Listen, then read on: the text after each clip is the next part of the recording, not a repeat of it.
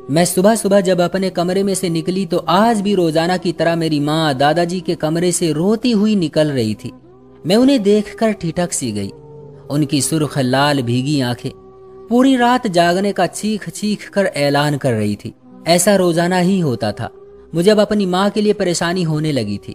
वो क्यों इस हाल में निकलती थी? वो दादा के कमरे में जाना छोड़ क्यों नहीं देती थी? आखिर दादा ऐसा क्या बोलते थे या ऐसा क्या करते थे कि मेरी माँ इस हाल में होती थी? मेरी माँ दादा की बीमारी के बाद से रात को दादा के कमरे में सोती थी, मगर हर सुबह ऐसे ही रोते हुए कमरे से निकलती थी। मुझे ये बात दिन ब दिन उलझाती जा रही थी। आखिर ऐसा क्या होता था कि मेरी माँ हर सुबह कमरे से रोकर निकलती थी और हर रात झिझकती हुई फिर भी दादा के कमरे में ही सोने जाती थी? इस सब में दो बातें मैंने नोट की थी। न माँ दादा के कमरे में सोना छोड़ती थी और ना ही रोना छोड़ती थी। आखिर ऐसी भी क्या मजबूरी आ गई थी? मैंने बहुत बार माँ से वजह पूछने की कोशिश भी की, मगर वो मुझे टाल देती थी। मैंने अब माँ से पूछने की बजाय खुद असल बात तक पहुंचने का सोचा।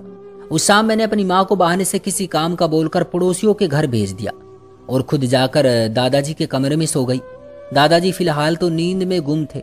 मुझे यही अंदाजा था कि अगर मैं वहां सो जाऊंगी तो फिर मेरी माँ मुझे नहीं उठाएगी और खुद दूसरे कमरे में सो जाएगी। मगर रात को जब मेरी माँ घर लौटी तो मुझे दादा के कमरे में सोया हुआ पाकर बुरी तरह घबरा गई। उन्होंने मेरे करीब आकर मुझे बहुत जगाने की कोशिश की और आहिस्ता से पुकारने लगी। उनकी पूरी कोशिश थी कि मैं जागूं तो वो मुझे दूसरे कमरे में भेज दे। मैं जो जागी हुई थी सोने का ड्रामा करके पड़ी रही और अपनी माँ के इस रवैये पर हैरान भी हो रही थी। अगर वो रोजाना दादा के कमरे में सो सकती थी तो एक रात में अपने दादा के कमरे में क्यों नहीं सो सकती थी? मैं सोचों में गुम ढीठ बनी पड़ी रही तो थककर मेरी माँ दूसरे कमरे में चली गई। अब ये बात सिर्फ मुझे और मेरी माँ को पता था कि आज रात मैं दादा के कमरे में सो रही हूँ। मेरे दादा इस बात से अनजान थे और अब तो उन्हें दिखाई भी कम कम देता था। उनकी नजर काफी कमजोर हो गई थी और जब रात को मेरे दादा की आंख खुली तो उन्होंने अंधेरे की वजह से मुझे नहीं पहचाना और यही समझा कि हमेशा की तरह मेरी माँ उनके कमरे में मौजूद है। उस रात दादा ने मुझे मेरी माँ समझकर मेरे साथ जो हरकत की वो मेरी रूह तक को झिंझोड़ गई थी। उनके शब्द सुनकर मैं अपनी जगह से हरकत नहीं कर पा रही थी और फटी फटी आंखें लिए पत्थर की तरह पड़ी हुई थी। दादा अपनी जगह से उठकर मेरे पास आ चुके थे और मैं जैसे पत्थर बन चुकी थी। मुझे दादा के शब्दों पर अपनी माँ के लिए रोना आ रहा था। अपने दादा की संग दिली पर मुझे उनसे नफरत सी महसूस हो रही थी और अपनी माँ की रोती हुई आंखें याद आने लगी थी। मेरा दिल चाह रहा था कि मैं उठकर अपने दादा को बता दूं कि मैं उनका सच जान चुकी हूँ, मगर मैं इतनी गूंग थी कि हिल नहीं पाई, ना ही कुछ बोल पा रही थी। मुझ पर मेरी माँ की रोती आंखों का राज एक ही रात में खुल गया था और यह हकीकत मेरे लिए जानलेवा भी था। मेरा नाम सुगना है। मैं अपनी माँ की इकलौती औलाद थी। हमारा घर एक छोटे से इलाके में था। मैं हमेशा से ही अपनी माँ तुलसी और दादा के साथ रहती थी। मेरे माँ बाप का स्वर्गवास मेरे बचपन में ही हो गया था। मैं लापरवाह किस्म की लड़की थी। मेरी माँ बहुत कम बोलती थी और गुमसुम रहती थी, मगर मैं कभी उनकी इस हालत के बारे में नहीं सोचती थी। जब से मैंने होश संभाला था उनको ऐसा ही देखा था।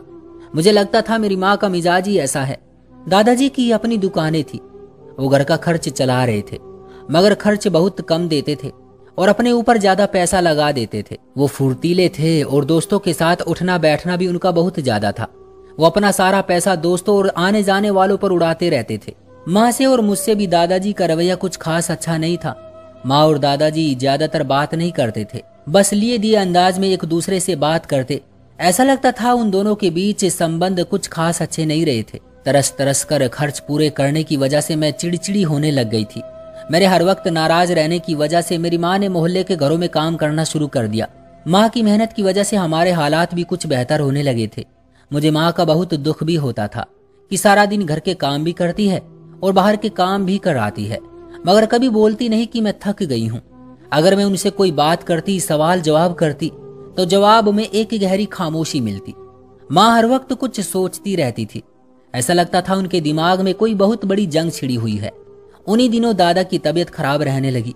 बुढ़ापा अब उनकी फुर्ती पर असरअंदाज होने लगा था। जोड़ों के दर्द से अक्सर उनकी हालत खराब रहने लगी थी। अक्सर ही बुखार हो जाता था। अचानक से ही उनकी सेहत गिरती चली जा रही थी। वो अब अक्सर घर में पड़े रहते थे। उनकी मोहताजी भरी जिंदगी की वजह से माँ सब काम छोड़ छाड़ कर उनकी सेवा में लग गई थी। मैंने घर का काम संभाल लिया और दुकानें किराए पर चढ़ा दी गई थी। दुकानों के किराए से दादा की बीमारी का इलाज और हमारे घर का खर्च चलने लगा था। मैं घर के बाकी कामों में तो माँ की मदद करवा देती थी, मगर सुबह का नाश्ता माँ अकेली बनाती थी। क्योंकि मैं देर से जागने की आदी थी, दादा की हालत और ज्यादा खराब हो चुकी थी। बहुत ही कमजोर से हो गए थे, जिसकी वजह से उनका उठना बैठना भी दुश्वार हो गया था। एक रात दादा की तबीयत बहुत खराब हो गई। हम सुबह उठे तो वो बुखार से जलते अधमरे हो चुके थे। मोहल्ले वालों की मदद से हम माँ बेटी उनको अस्पताल ले गए और पूरा दिन उनकी हालत बेहतर होने में लग गया। इस किस्से के बाद से माँ डर गई और दादा का ख्याल रखने के लिए रात को उनके कमरे में ही सोने लगी। शायद ये माँ की मोहब्बत भरी सेवा का नतीजा था कि दादा बेहतर होने लग गए। अब दादा का रवैया हम माँ बेटी के साथ बदल गया था। वो अब मुझे बहुत प्यार देने लगे थे, मगर माँ हर वक्त उकताई उकताई और खोई खोई सी रहती थी। एक दिन मेरी आंख सुबह जल्दी खुल गई। मैं कमरे से बाहर निकली तो माँ उसी वक्त दादा के कमरे से निकल रही थी। उनकी आंखें सुर्ख और भीगी हुई थी। वो रोते हुए जाकर बाथरूम में बंद हो गई। मैं हैरान हुई और अचानक दादा का ख्याल आने पर मैं डर कर उनके कमरे की तरफ भागी। मुझे लगा कि शायद दादा को कुछ हो गया था, जिसकी वजह से माँ रो रही थी, मगर दादा सामने अपनी जगह पर सुकून से सो रहे थे। मैं सर झटकती अपने कमरे में चली गई। इसी तरह अब अक्सर ही मेरी आंख सुबह को जल्दी खुलने लगी थी। मैं जब भी उठकर जाती, माँ इसी तरह दादा के कमरे से रोते हुए निकल रही होती थी। यह अब रोज का काम बन चुका था, जो अब मेरे लिए परेशानी का कारण था। माँ पहले ही गुमसुम रहती थी, अब तो बिल्कुल ही चुप हो गई थी। एक सुबह वो ऐसे ही रोते हुए कमरे से निकली तो मैंने हिम्मत करके उनसे रोने की वजह पूछ ली। मेरे सामने आ जाने पर माँ बुरी तरह घबरा गई और मुझे टालने लगी और डांट डपट कर मुझे चुप करवा दिया। माँ हमेशा मुझे ऐसे ही डांट डपट कर चुप करवा दिया करती थी। जब जब मैं बाबा के बारे में कोई सवाल करती, माँ किसी न किसी काम का बहाना बनाकर उठ जाती। मुझे ऐसा लगता था उन्हें तो मेरे बाप से मोहब्बत ही नहीं थी। उनको कभी बाबा का जिक्र करते नहीं देखा, बाबा का नाम कभी उनके मुंह से नहीं सुना। बस दादा से सुना था कि बाबा को दिल का दौरा पड़ा था, जिससे उनकी मौत हो गई थी। मगर अब माँ को रोजाना ऐसे ही रोता हुआ देख रही थी। मुझे जिंदगी में पहली बार माँ की परवाह होने लगी थी। मैं सारा दिन माँ को देखती रहती थी। वो अक्सर ही जाने किन ख्यालों में खो जाती थी। मेरी अब रोजाना ही सुबह जल्दी आंख खुलने लगी थी। मैं उठकर माँ को रोता हुआ देखती और नाश्ता बनाने में उनकी मदद करने लगती थी। मुझे माँ की फिक्र हर वक्त सताने लगी थी, मगर कुछ बोल नहीं पाती थी। फिर मेरी माँ और मेरे बीच सहेलियों वाला रिश्ता भी नहीं था, जो उनसे सारी बातें करती, उनके दुख दर्द सुनती। एक फासला हमेशा से हमारे बीच रहा और यह फासला भी माँ का बनाया हुआ था। मैंने कई बार इन फासलों को खत्म करने की कोशिश की, मगर मेरी माँ थी जो ऐसा करने नहीं देती थी। मुझे मेरी माँ से बहुत शिकायतें थी, मगर फिलहाल मुझे ये गुत्थी सुलझानी थी। आखिर माँ क्यों रोती हुई दादा के कमरे से निकलती है? एक दिन मैंने सोचा कि मामले की हकीकत खुद जानने की कोशिश करूंगी। मैंने शाम के वक्त बहुत सोचने के बाद बहाना बनाकर माँ को पड़ोसियों के घर भेज दिया और खुद दादा के कमरे में जाकर सो गई। माँ रात को आई तो मुझे वहां पाकर घबरा गई और उठाने की कोशिश करने लगी, मगर जब मैं ना जागी तो वो थक कर कमरे से चली गई। मगर उस रात मेरे साथ बहुत अजीब किस्सा हुआ था। मुझ पर एक ही रात में माँ की अब तक खामोशी और उदासी का राज खुल गया था और दादा के बारे में मुझे जो हकीकत पता चली वो मेरी रूह को झिंझोड़ गई थी। ऐसा तो मैंने कभी ख्वाब में भी नहीं सोचा था। मैं हमेशा माँ को ही गलत समझती आ रही थी, मगर आज पता चला मेरे दादा इतनी गिरी हुई हरकत भी कर सकते हैं, वो भी अपनी ही बहू के साथ। माँ के जाने के थोड़ी देर बाद दादा ने माँ को पुकारा तो मैं सांस रोके पड़ी रही। मेरी खामोशी पर दादा ने अचानक जो शब्द कहे वो मुझे जी जान से हिला गए थे। दादा अचानक बोले, तुलसी बेटी, मुझे इस जुर्म के लिए माफ कर दो, वरना इस दर्द के बावजूद मुझे मौत नहीं आएगी। मैं पल पल मर रहा हूँ, मुझे निजात दे दो। मैं जानता हूँ मेरा जुर्म बहुत बड़ा है और तुम्हारे धैर्य को प्रणाम करता हूँ जो आज तक एक शब्द मुंह से नहीं निकाला, वरना मैं अपनी पोती को भी मुंह दिखाने के काबिल नहीं रहता। मैं हैरत से गुमसुम पड़ी हुई थी। न जाने दादा किस जुर्म की माफी मांग रहे थे। उन्होंने ऐसा क्या किया था जो मुझे भी मुंह दिखाने के काबिल नहीं रहते। दादाजी लगातार बोलते जा रहे थे और मैं खामोशी से सुन रही थी। मुझे मालूम नहीं था दादाजी आज कैसा राज उगलने वाले थे। दादा बोल रहे थे, तुलसी बेटी, मैं तुम्हारा मुजरिम हूँ। दादा की अगली बात ने मेरे जमीर को 100 वाट का झटका लगाया था। ये उनके साथ मेरी रूह को जख्मी कर गया था। वो बोले कि तुम्हारी वीरान जिंदगी और अपने बेटे की मौत का जिम्मेदार मैं ही हूँ। तुम्हारी खामोश आज्ञाकारिता मुझे बेमौत मार रही है। बेटी, मुझे रातों को नींद नहीं आती। दादा रोते हुए लगातार माफिया मांग रहे थे, मगर मैं साख्त सी पड़ी हुई थी। मुझे लगा था मेरे बाप की कुदरती मौत थी, मगर दादा की बातें कुछ और जाहिर कर रही थी। मैं सच जानने के लिए खामोश पड़ी रही, मगर अगले ही लम्हे दादा ने मुझे मां समझकर जो हरकत की उससे मेरी आत्मा लरज गई थी। दादा अपनी जगह से कपकपा कर उठे और मेरे करीब पहुंचकर मेरे पैरों पर हाथ रख दिए। वो रोते हुए माफिया मांगते जा रहे थे। तुलसी बेटा, मुझे माफ कर दो, मैंने बहुत बड़ा पाप किया था, इसलिए ईश्वर ने मुझे ये सजा दी है। मैं बगैर गोलियों के सो नहीं सकता और मैं दर्द महसूस करता हूं, मुझे कहीं चैन नहीं मिल रहा। बेटा, मुझे माफ कर दो, इस जुर्म पाप के लिए तुम्हारी बेटी को यतीम करने वाला मैं जालिम दादा हूं। मैं दादा की बातों से बौखला रही थी। इस पर इनके पैरों पर हाथ रखने की हरकत मुझे सख्त कर चुकी थी। दादा को मेरी खामोशी से भी फर्क नहीं पड़ रहा था। शायद माँ भी ऐसे ही खामोशी से सुनती रहती होगी। उस रात मैं सो नहीं पाई थी। दादा पूरी रात तकलीफ और दर्द से रोते रहे थे और माफिया मांगते रहे थे और मेरे जहन में नए नए सवाल जन्म ले चुके थे। भला दादाजी ऐसा क्यों बोल रहे थे कि उन्होंने बाबा को मारा था? भला एक बाप बेटे को क्यों मारेगा? सोच सोच कर मेरी हालत बुरी हो गई थी। ऐसा लग रहा था मेरे दिमाग की नसें फट जाएंगी अगर जल्द से जल्द मुझे मेरे सारे सवालों के जवाब नहीं मिले तो। मैं अब एक और सच की तलाश में निकल चुकी थी। दादाजी किस जुर्म की बात कर रहे थे? ऐसा क्या कर चुके थे वो माँ के साथ? और मेरा बाप क्यों और कैसे मरा था? सुबह के करीब दादा थक कर अपने बिस्तर पर गिर गए। वो कपकपाती आवाज में नींद की गोली देने की रिक्वेस्ट कर रहे थे। मैंने उठकर दूर पड़ी टेबल से उनकी दवाई उठाकर नींद की गोलियां छानने लगी। दवाइयों में नींद की गोली मिल गई थी। मैंने वो गोली उठाकर पानी के साथ दादा को भी दे दी। वो खामोशी से दवा लेकर आंखें मूंद कर सो गए थे। और कोई वक्त होता तो मुझे दादा का दुख होता, मगर आज मैं खुद इतनी अजीब हालत में थी और दादा का आधा सच और आधी कहानी मुझे परेशान कर गई थी। और मुझे दादा की हालत पर दुख अफसोस नहीं हो रहा था। ऐसा लग रहा था दादा ने जाने अनजाने में ही सही मगर मेरे बाप को मरवाया है। आज दादा मुझे अपने बाप का कातिल लग रहा था, मगर पूरी बात तो मुझे माँ ही बता सकती थी। मैं जानती थी कि माँ इतनी आसानी से मुझे कुछ नहीं बताएगी। उस सुबह मेरी हालत भी गुमसुम सी थी। मेरी आंखें पूरी रात जागने की वजह से सूज रही थी। मुझे ये तो समझ आ गया था, माँ पूरी रात दादा की रो रो कर माफिया मांगने पर सुबह इस हाल को पहुंचती थी, मगर शायद वो माफ नहीं करती थी क्योंकि दादा उनसे लगातार माफी मांग रहे थे। अगर माँ ने दादा को माफ किया होता तो आज भी दादा माफी नहीं मांग रहे होते। मतलब दादा ने कुछ ज्यादा ही बुरा किया था माँ के साथ। जो मेरी नरम मिजाज माँ दादा को माफ नहीं कर पा रही थी और वो इतनी संगदिल हो गई थी। अगली सुबह माँ ने मुझे देखकर नजरें चुराते हुए सख्ती से कहा कि मैं आइंदा दादा के कमरे में सोने न जाऊं, बल्कि बेहतर है कि आइंदा उनके पास ही ना जाया करूं। मैंने खामोशी से सर हिला दिया और माँ के साथ नाश्ता बनवाने लगी। उसे फ्री होकर हम माँ बेटी बैठी तो मैंने माँ से सवाल किया कि मेरा बाप कैसे मरा था। मेरे सवाल पर माँ के चेहरे का रंग फक पड़ गया था। वो होशो हवास खोती यहाँ वहां देखते हुए बोली कि ऊपर वाले ने बस इतनी ही जिंदगी रखी थी उनकी।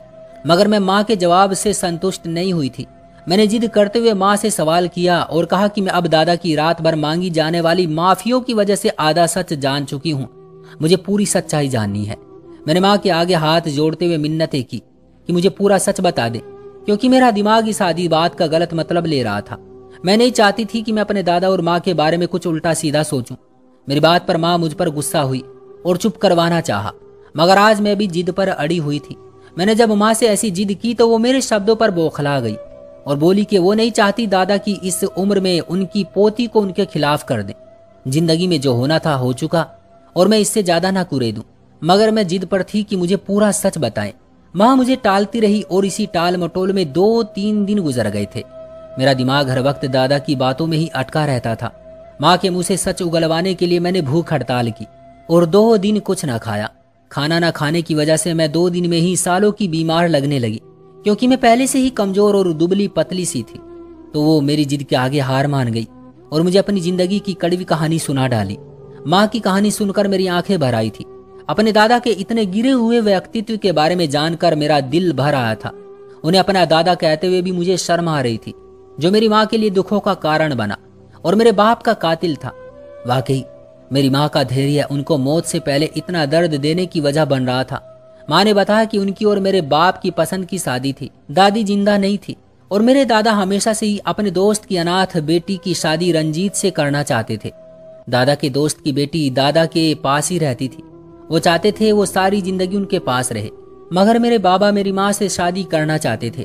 मेरे बाबा की बहुत ज्यादा जिद और लड़ाई झगड़े की वजह से दादा हार मान गए और मेरे माँ बाप की शादी करवा दी। मगर पहले दिन से ही दादा ने माँ को बहू के रूप में स्वीकार नहीं किया था। वो हमेशा बहाने बहाने से उन्हें जलील करने की कोशिश करते रहते थे, मगर माँ मेरे बाबा की खातिर सब खामोशी से सहती रहती थी और जुबान पर कभी शिकायत नहीं लाई। उनके सारे जुल्म और सितम खामोशी से सहती रहती। इन्हीं सितम और नाराजगी भरे दिनों में ही मेरी माँ को माँ बनने की खुशी मिली थी। मेरे बाबा और माँ दोनों खुश हो गए थे और दादा बजाय खुश होने के और ज्यादा गुस्सा हो गए। उनके दोस्त की बेटी भी इस जलन में उनके साथ थी। उस लड़की ने हर मुमकिन कोशिश की थी कि माँ की औलाद ना हो सके, मगर मैं अपने वक्त पर दुनिया में आ गई थी। मेरे आने पर मेरे बाबा बहुत ज्यादा खुश थे। वो मुझसे बहुत प्यार करते थे। दादा और उसके दोस्त की बेटी की चालें जोरों शोर पर थी और मेरी माँ मेरे साथ मग्न रहने लगी थी। मेरी माँ को मालूम नहीं था कि उनका ससुर इस हद तक गिर जाएगा। अभी मैं चंद महीने की हुई थी कि दादा और उस लड़की ने मेरी माँ के चरित्र को मेरे बाबा के सामने गंदगी से भरा करने की कोशिश करने लगे थे। अक्सर मेरी माँ के फोन पर रॉन्ग नंबर से कॉल करने लगे और कभी घर के दरवाजे पर हर दूसरे दिन नया मर्द खड़ा नजर आने लगा था। मेरे बाबा लगातार होती ऐसी हरकतों पर मेरी माँ से सवाल करने पर मजबूर हो गए थे। माँ ने परेशानी से उन्हें सच बताया था कि वो किसी ऐसे मर्द को नहीं जानती। मेरे बाप को उन पर एतबार था, तभी खामोश हो गए थे। मगर ये बात अब बढ़ चुकी थी। मर्द अब घर के अंदर भी आने लगे थे। एक दिन मेरे बाबा काम से लौटे तो उनके कमरे में माँ के पास कोई मर्द मौजूद था। माँ खुद भी अचानक कमरे में आ जाने वाले गैर मर्द से घबरा चुकी थी। अभी वो कोई सवाल करती कि मेरे बाबा पहुंच गए। अपनी आंखों से अपनी पत्नी को किसी गैर मर्द के साथ देखकर मेरे बाबा बर्दाश्त ही नहीं कर पाए थे और वहीं दिल पकड़कर जमीन पर गिरते चले गए थे। उनको दादा जल्दी में डॉक्टर के पास ले गए, मगर डॉक्टर ने कहा दौरा इतना घातक था कि उसी वक्त मरीज जान से हाथ धो बैठा। दादा और उनके दोस्त की बेटी की चाल उलट गई थी। मेरे बाबा ने बजाय मेरी माँ को धक्के देकर घर से निकालने की खुद ही खामोशी के साथ दुनिया से मुंह मोड़ लिया था और घर में मातम मच गया था। माँ को बार बार बेहोशी के दौरे पड़ते। मेरे बाबा की मृत्यु के बाद दादा को चुप लग गई थी। जवान बेटे की अचानक मौत से वो बौखलाए बौखलाए फिरते थे और रातों को उठकर चीखने लगते थे। उनका जमीर उन्हें अंदर ही अंदर मार रहा था। उसकी वो दोस्त की बेटी भी पागल सी हो गई थी और माँ हमेशा के लिए गुमसुम सी हो गई थी। वक्त गुजर गया था।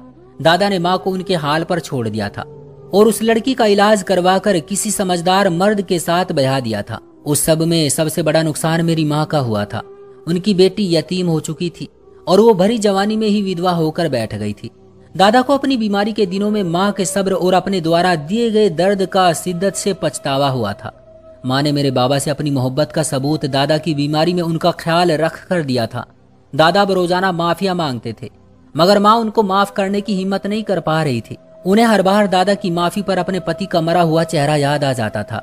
माँ ने मुझे कहा था, सुगना, अब मैं लाख चाहती हूँ मैं उस आदमी को माफ कर दूं जो मौत की चौखट पर खड़ा अपने आखिरी दिन गिन रहा है, मगर मैं चाहकर भी इतनी हिम्मत नहीं कर सकती। उन्होंने अगर मेरे पति को गोली मारकर कत्ल किया होता तो मैं उन्हें शायद माफ भी कर देती, मगर जैसी हरकत तुम्हारे दादा ने की थी, शायद ही कोई बाप अपने बेटे के साथ ऐसा करता। बहू से नफरत में इतने आगे चले गए कि ये तक न सोचा कि मैं उनके बेटे की इज्जत हूँ। मेरे चरित्र पर कीचड़ उछालेंगे तो उसके छींटे उनके बेटे पर भी गिरेंगे। एक बार भी नहीं सोचा कि उनके बेटे को कितनी तकलीफ हुई होगी। आज भी मुझे रंजीत का चेहरा, उनकी आंखें याद आती हैं। उनके चेहरे पर मेरी बेवफाई का डर था। उनकी आंखों में यकीन नहीं था। उनकी शिकायत करती हुई आंखें मुझे अपने ससुर को माफ करने नहीं देती। रंजीत उस वक्त कितनी तकलीफ में थे। उन्हें लग रहा था मैंने सच में उनसे बेवफाई की है और वो ये सदमा नहीं सह सके। मुझे कुछ बोलने का, अपनी सफाई का भी मौका नहीं दिया और ऐसे ही नाराज होकर मुझे हमेशा के लिए छोड़कर चले गए और मैं जिंदा बच गई। अब हर रात तुम्हारे दादा माफी मांगते हैं, बीते दिनों की राख कुरेदते हैं। अब उनके वही दोस्त की लड़की उन्हें पूछने तक नहीं आती। वो अपने पति और बच्चों के साथ खुश है, जिसके लिए तुम्हारे दादा ने अपना, मेरा और तुम्हारा इतना बड़ा नुकसान करवाया। अब उसकी खुदगर्जी पर पछताते हैं, मगर अब पछताने का क्या फायदा। अब तो बहुत देर हो चुकी थी। मैं उस दिन से एक भयानक दर्द में हूँ। सोने लेटती हूँ तो रंजीत की शिकायत करती हुई आंखें नजर आती हैं और रंजीत के सीने में उठता हुआ दर्द मैं अपने सीने में महसूस करती हूँ। माँ की बातें सुनकर मुझे लग रहा था मेरा दिल दर्द से फट जाएगा। तभी मैंने माँ से कहा, आप क्यों दादा के साथ रहती हैं? आप ये घर छोड़कर क्यों नहीं गई? तब माँ बोली, घर छोड़कर कहाँ जाती? कौन मुझे बेटी के साथ अपने घर पर रखता? मैं इस कदर सदमे में थी कि शुरू में मुझे कुछ समझ नहीं आया कि क्या हो गया है। मैं तुम्हें कहाँ ले जाती? दर दर की ठोकरें खाती, इसलिए मैं यही रह गई ताकि तुम्हारे दादा तुम्हारा सरपरस्त बने। मैं ये सब सुनकर चुप होकर रह गई थी। न जाने दादाजी की और कितनी जिंदगी बाकी थी। दादा क्यों नफरत में इतने अंधे हो गए थे कि अपना इतना बड़ा नुकसान कर लिया। मुझे माँ का बहुत दुख हो रहा था, तो दूसरी तरफ दादा पर भी गुस्से के साथ साथ तरस भी आ रहा था, क्योंकि अब उनकी हालत तरस खाने लायक ही थी। शायद कभी माँ उन्हें माफ कर पाए, मगर अभी वो ये नहीं कर पा रही थी, और मुझे लगता है कि माँ कभी भी दादा को माफ नहीं कर सकेगी। आप मुझे बताएं, माँ को क्या करना चाहिए? दादा को माफ कर देना चाहिए या नहीं? दोस्तों कमेंट बॉक्स में जरूर बताइएगा। वीडियो को लाइक कर दीजिए और चैनल को सब्सक्राइब कर लीजिएगा ताकि आने वाली वीडियो आपको तुरंत मिले। मुझे दीजिए अगली वीडियो तक इजाजत, तब तक के लिए धन्यवाद।